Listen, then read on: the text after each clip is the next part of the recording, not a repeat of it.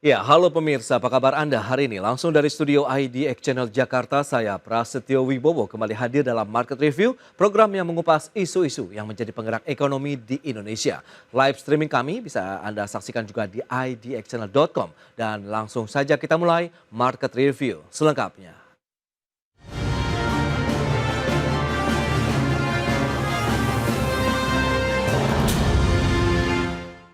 Ya, pemerintah berencana meningkatkan nilai impor produk minyak dan gas bumi dari negeri Paman Sam hingga mencapai 10 miliar dolar Amerika Serikat. Langkah ini sebagai bagian dari strategi negosiasi tarif resiprokal yang diterapkan pemerintah Amerika Serikat kepada Indonesia. Pemerintah dalam hal ini Kementerian Energi dan Sumber Daya Mineral menilai rencana untuk meningkatkan impor energi yaitu minyak dan gas bumi dari Amerika Serikat tidak akan membebani kuota impor migas nasional dan juga anggaran pendapatan dan belanja negara atau APBN.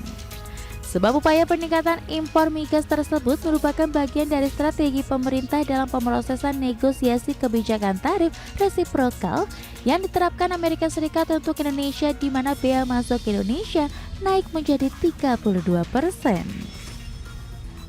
Menteri Energi dan Sumber Daya Mineral Bahlil Lahadalia seperti dikutip media mengatakan mekanisme peningkatan impor migas yang dilakukan berupa pengalihan atau switching dari negara impor lain ke Amerika Serikat.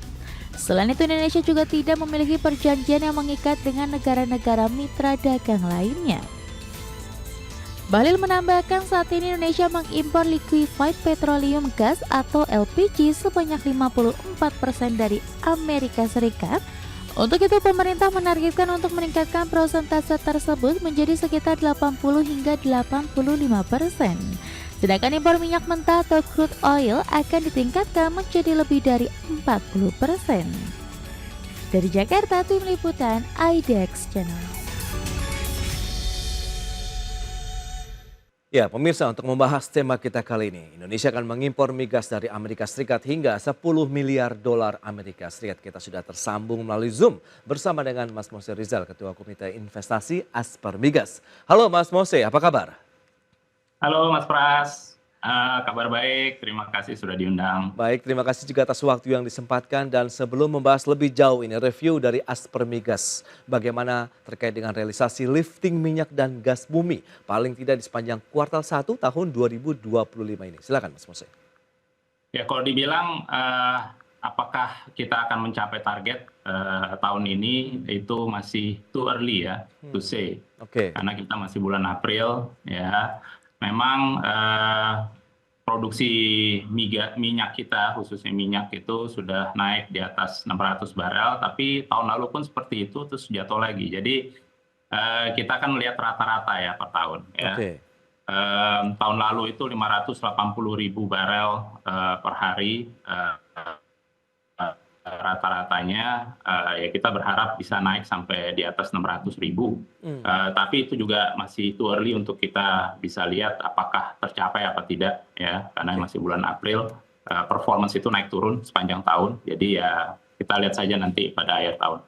Ya, menarik kalau kita lihat lifting minyak mentah di APBN 2025 ditargetkan 605 BOPD, kemudian gas buminya 1005 BOPD. Nah, Anda melihat tadi kalau memang Anda kan masih too early, tapi on the track tidak sih sebenarnya? Dibilang on the track sih, saya lihat sih masih mirip-mirip kayak tahun lalu ya. Memang Pertamina 70% produksi kita sudah minyak ya, minyak mentah sudah dipegang oleh Pertamina. Jadi memang bolanya ada di Pertamina. Berusaha sekeras mungkin untuk meningkatkan liftingnya. Baik, Mas Mosi. Nah, ya, Mas Mosi, kalau kita lihat pemerintah juga akan meningkatkan impor migas ini dari Amerika Serikat sebagai bagian dari proses negosiasi. Terus terang saja. Ya, oke. Mas Mosi, tapi kalau kita lihat dengan upaya pemerintah yang akan meningkatkan impor migas gimana? Jadi meningkatkan impor migas ini bisa jadi beban ya, terus terang ya, karena pemerintah sejak lama udah puluhan tahun kita berusaha untuk meningkatkan lifting ya. Oke. Sedangkan kalau kita meningkatkan impor migas, berarti kan lifting kita di dalam negeri ya justru tertekan, ya Oke. kan. Nah itu yang saya sayangkan ya, seharusnya tidak meningkatkan impor migas kita, justru untuk mengurangi, bagaimana kita berusaha untuk mengurangi sehingga neraca perdagangan kita khususnya di migas itu lebih baik ke depannya, ya. Jadi kita nggak terlalu begitu ngalah terhadap Amerika, ya kita harus lihat posisi strategis kita di mana ini. Oke. Untuk bisa ya tadi mengantisipasi mengenai tarif ini ya. Ya, tapi Kementerian SDM sendiri kan juga menyatakan bahwa peningkatan impor migas dari Amerika ini menggunakan skema switching begitu. Jadi pengalihan dari negara importir migas lainnya seperti ada Singapura, Timur Tengah, Afrika sampai dengan Amerika Latin. Sehingga tidak akan terlalu berdampak nih terkait dengan kuota importasi yang seperti Anda sampaikan begitu. Berarti kan sebenarnya sama, cuma dialihkan saja begitu dari sejumlah negara, kemudian porsinya diperbesar untuk Amerika Serikat begitu Mas Mose. Kalau kita lihat neraca perdagangan itu berdasarkan value, Hmm, bukan berdasarkan volume. oke. Ya, volumenya tetap mungkin sama, tapi kalau nilai impor kita itu meningkat, ya justru neraca perdagangan kita akan menurun. Ya, itu. Jadi dan kita lihat, kita ada alasan kenapa kita beli misalkan crude dari Timur Tengah, kita ada alasan juga kenapa kita beli BBM kita dari Singapura. Oke. Memang kalau kita lihat LPG kita lebih dari 50% sudah dari Amerika. Kita tingkatkan ke 85% ya sah-sah aja, ya asalkan tidak membebani APBN. Kalau Oke. dibilang harganya sama nggak juga. Kalau kita lihat dari sisi misalkan dari logistiknya aja, Timur Tengah sama Amerika jauh lebih jauh Amerika daripada Timur Tengah. Oke. Singapura dengan Amerika jelas lebih jauh Amerika daripada Singapura. Dari sisi biaya logistiknya aja sudah terlihat bahwa akan ada perubahan dari nilai value impor kita. Nah itu yang kita harus perhatikan ya. 54% LPG kita itu dari Amerika, itu nilainya sekitar kalau nggak salah tahun lalu itu sekitar $2 miliar. Kalau ditambahkan sampai 85% misalkan dari Amerika, mungkin tambah sekitar $1 billion. Sedangkan defisit dari perdagangan Amerika ke kita itu masih sekitar kalau nggak salah 14-15 miliar dolar. Ya, ESDM bilang akan meningkatkan sampai $10 billion. Itu 9 billion-nya dari mana? Oke, ini menarik Terus ya. kalau dibilang oke, kita nggak ada yang mengikat, ya lihat dulu apa benar tidak ada mengikat. Kalau mengikat itu akan ada penalti dan butuh proses untuk misalkan peralihan. Jadi eksportir dan importir itu juga jelas pasti akan ada pengikatan. Ya, apalagi kalau kita bicara supply untuk kilang minyak biasanya itu jangka panjang. Ini menarik kalau kita lihat dari sisi value kemudian volume ternyata juga yang perlu dicermati bersama ya terkait dengan switching importasi migas Indonesia begitu kalau kita ingin memperbesar porsi ke Amerika Serikat. Nanti kita akan bahas lebih jauh di segmen berikutnya Mas Mose, kita akan jeda dulu sebentar dan nanti akan bergabung juga Profesor Tumiran, beliau adalah anggota Dewan Energi Nasional periode 2009 sampai dengan 2019 dan pemirsa kami segera kembali.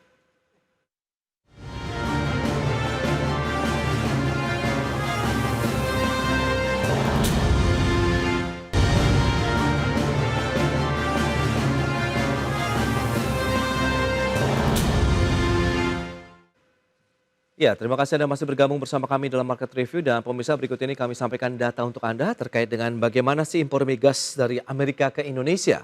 Ini periode Januari sampai dengan Maret 2025, data selengkapnya bisa Anda saksikan di layar televisi Anda. Baik, kita lihat ini dari sisi importasi LPG dan juga crude oil. Ini kalau memang tadi sudah disampaikan begitu di paket pengantar ada kenaikan rencananya begitu ya dari LPG dari 54% sampai dengan 85%, kemudian dari 4% untuk crude oilnya begitu menjadi 40%. Dan selanjutnya kita lihat impor migasnya dari Amerika ke Indonesia. Januari Maret itu ada kenaikan 45,7% dibandingkan dengan Januari Maret 2024.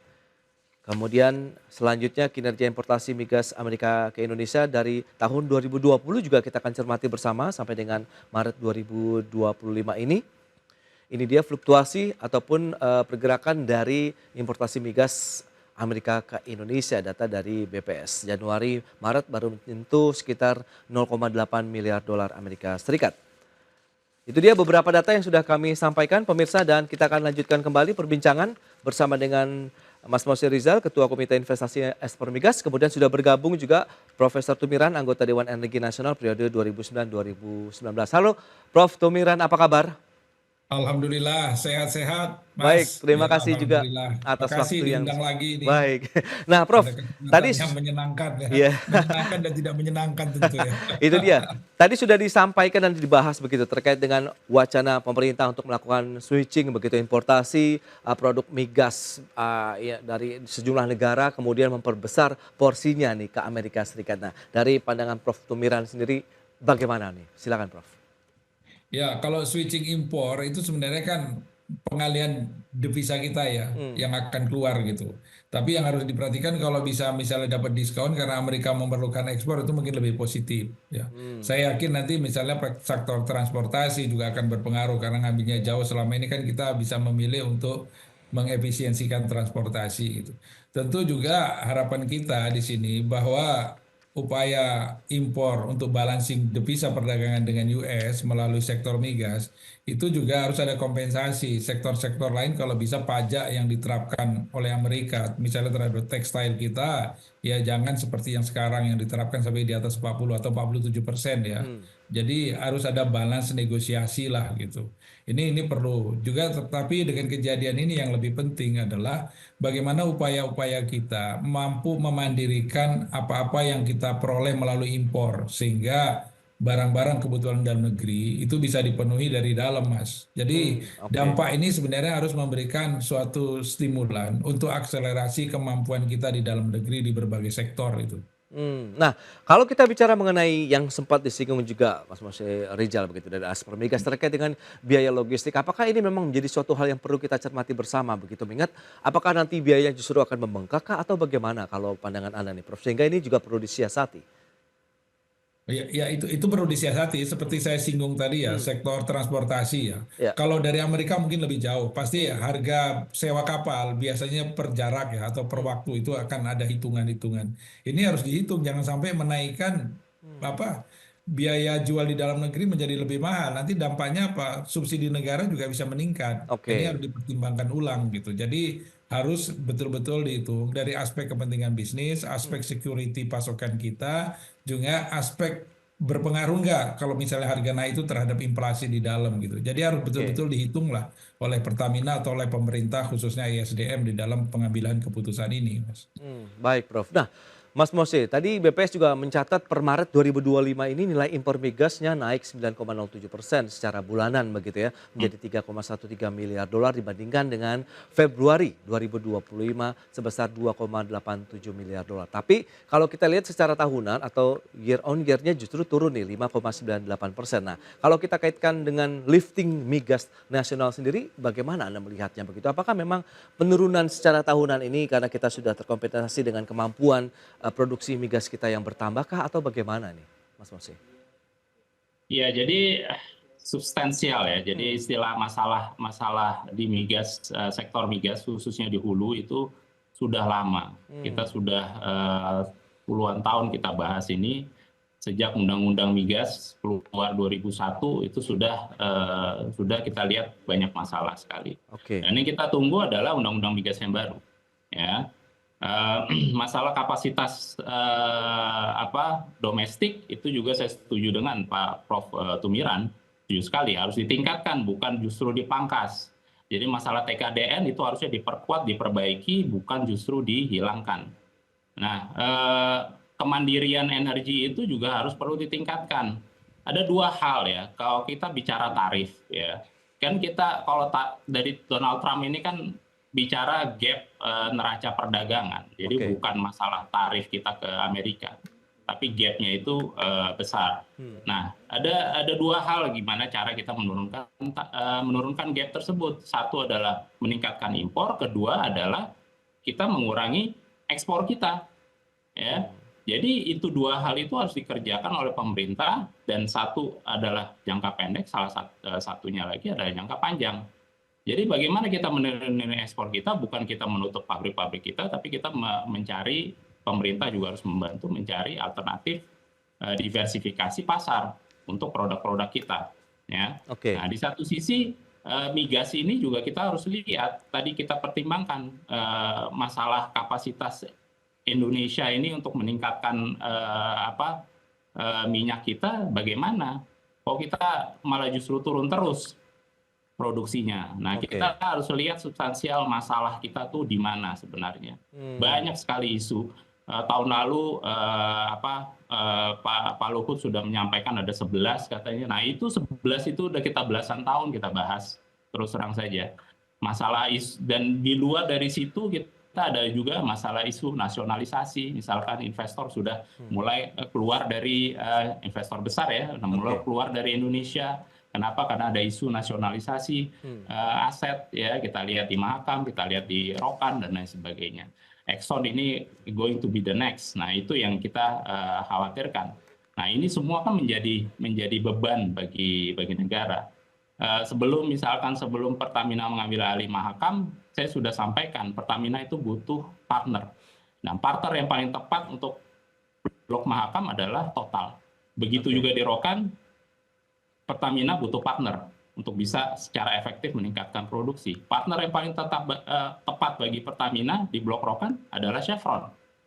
Jadi kita harus kesampingkan semua masalah-masalah politik lah dan lain sebagainya. Tapi kita harus memikirkan bagaimana secara jangka panjang industri ini harus maju dan kita harus mandiri, produksi di dalam negeri harus ditingkatkan sebesar-besarnya. Dan kita butuh bantuan. Kita nggak bisa sendiri juga ya. Bayangkan kalau Chevron masih ada di Indonesia, dia happy dengan Indonesia ya, mungkin Chevron dan Exxon bisa bantu kita mengenai tarif ini sekarang ya, untuk negosiasi dengan Trump, karena Chevron dan Exxon itu suatu aset Amerika yang cukup penting terutama bagi Trump. Jadi itu yang bisa menjadi bahan negosiasi juga jadinya kan. Nah, sekarang kita sayangkan Chevron sudah keluar dari Indonesia dan juga Total juga sudah keluar dari Indonesia dan banyak yang lain akan menyusul. Nah, itu yang kita khawatirkan. Nah, itu yang kita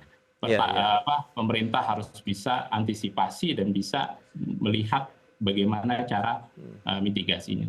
Baik, Mas Mose. Nah, kalau kita lihat strategi untuk menjaga iklim investasi, tata kelola migas kita begitu di Indonesia semakin membaik, seiring sejalan dengan upaya kita yang sedang melakukan negosiasi dengan pemerintahan Donald Trump. Kita akan bahas nanti di segmen berikutnya. Kita akan jeda kembali sebentar ya, Mas Mose, Prof. Tumiran, dan pemirsa tetaplah bersama kami.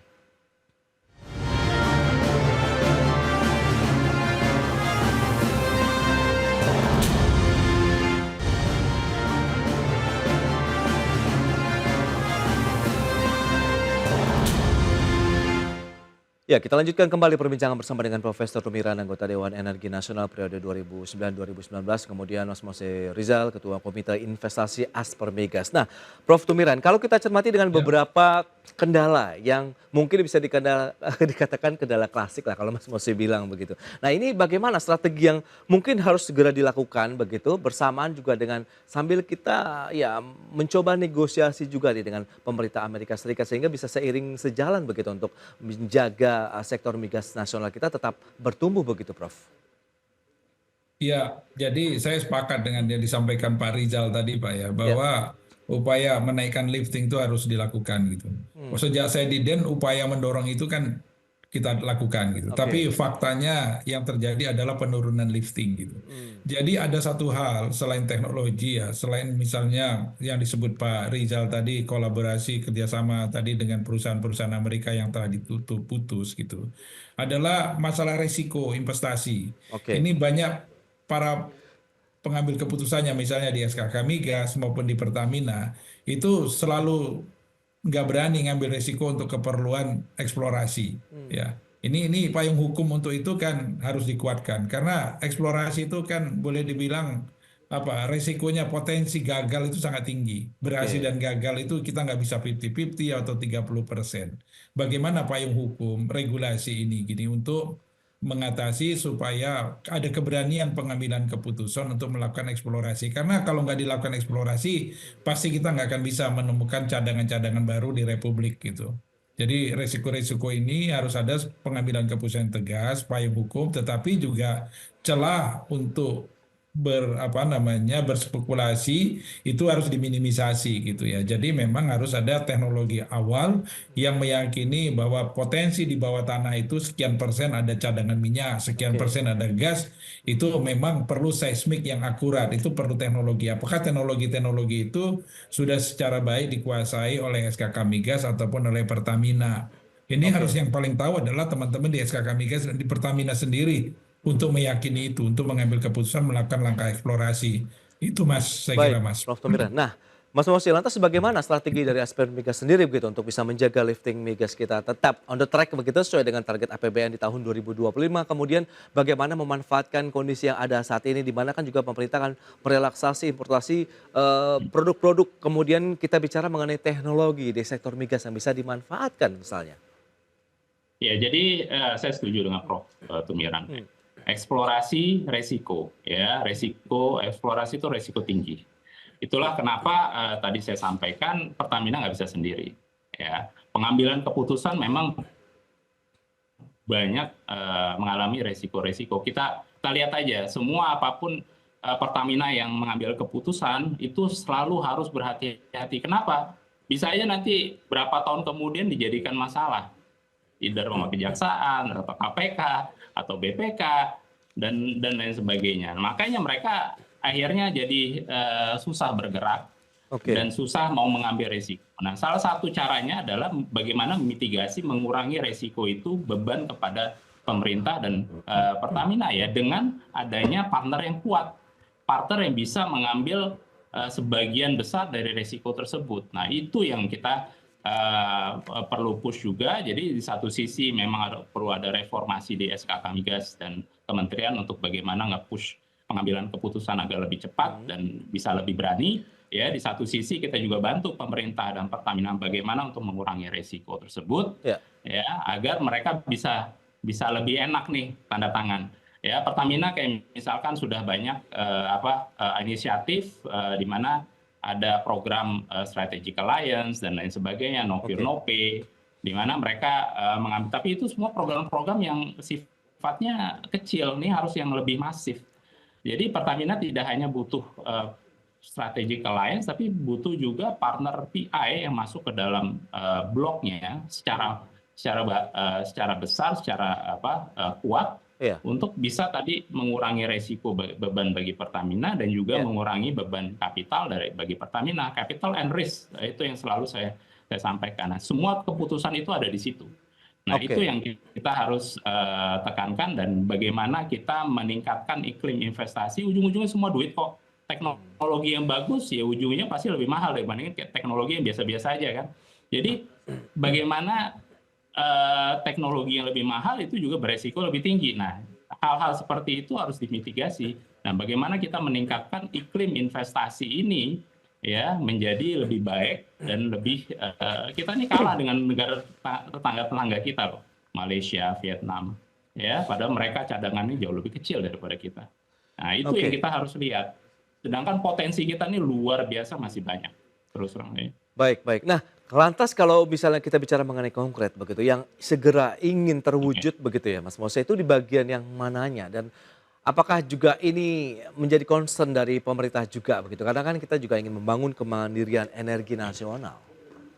Oke, kita bicara lagi mengenai resiko. Ya, lapangan yang ditawarkan kepada lapangan baru atau lapangan lama yang ditawarkan kepada investor harus juga kita mitigasi resikonya. Biar apa? Biar investor lebih menarik, ya lebih tertarik istilahnya bagi investor. Nah, satu adalah bagaimana kita menyiapkan data sebesar-besarnya. Nah, salah satu potensi yang paling sebenarnya cukup besar bagi Indonesia adalah lapangan-lapangan tua. Yang saya bilang itu idle field, bukan idle well ya. Saya banyak yang ngomong idle well puluhan ribu. Saya ngomongnya field. Karena kalau kita lihat aja Pertamina EP, ya sejak berdirinya Pertamina EP di 2007 kalau nggak salah, Nah, itu mereka menguasai lebih dari 114.000 kilometer persegi. Dan dengan produksi yang sekarang itu sudah di bawah 70.000 barrel per hari. Ya. Nah, dari sekian besar lapangan tersebut, saya rasa lebih dari mungkin 80%-nya itu tidak dikelola secara maksimal atau tidak dikelola sama sekali. Dan itu pesan saya adalah bagaimana kalau itu dikembalikan ke pemerintah. Karena itu lapangan-lapangannya sudah pernah diproduksi dan sudah ada data-datanya, ya, dan lain sebagainya. Kalau itu dikembalikan ke pemerintah, dan itu biasanya banyaknya lapangan onshore, ya, itu akan bisa memperkaya lagi apa yang kita bisa tawarkan kepada investor. Jadi kita tawarkan tidak dengan skema KSO, idle well, idle fill, atau apapun itu, atau angkat angkut, ya, tapi dengan skema PSC, ya, dan itu akan lebih menarik lagi bagi investor karena lapangan tersebut sudah pernah terproduksi onshore pula, jadi resikonya lebih kecil. Pemerintah harus membantu memperkaya data-datanya, dan itu akan lebih menarik bagi investor. Dan dengan kontrak PSC yang jangka panjang, 20 tahun lebih, itu akan menginvite investor yang kelas kakap, bukan kelas-kelas KSO atau bukan kelas-kelas yang kecil, ya. Itu yang harusnya salah satu yang bisa kita jalankan. Baik Mas Mose, memang nampaknya cukup pelik juga kalau kita lihat begitu. Yang penting bagaimana ini bisa duduk bersama begitu, pemerintah, pelaku usaha, kemudian mereka yang berkepentingan di industri migas nasional untuk bahu-membahu lah, paling tidak bagaimana kepentingan nasional, sembada, energi ini bisa terwujud secara bersama-sama begitu. Baik Mas Mose, Prof. Tumiran, sayang sekali waktu terbatas. Terima kasih banyak atas waktu, sharing dan juga informasi serta analisis yang sudah diberikan kepada pemirsa pada hari ini. Selamat melanjutkan aktivitas Anda kembali, salam sehat. Sampai berjumpa kembali, Prof. Tumiran. Mas Mosi, terima kasih. Terima kasih. Terima kasih. Halo, Prof. Assalamualaikum warahmatullahi wabarakatuh. Waalaikumsalam warahmatullahi wabarakatuh. Dan pemirsa, jangan beranjak dari tempat Anda karena sesaat lagi kami masih akan kembali dengan tema menarik lainnya terkait dengan Amerika Serikat soroti pembayaran kruis dan juga GPN Indonesia.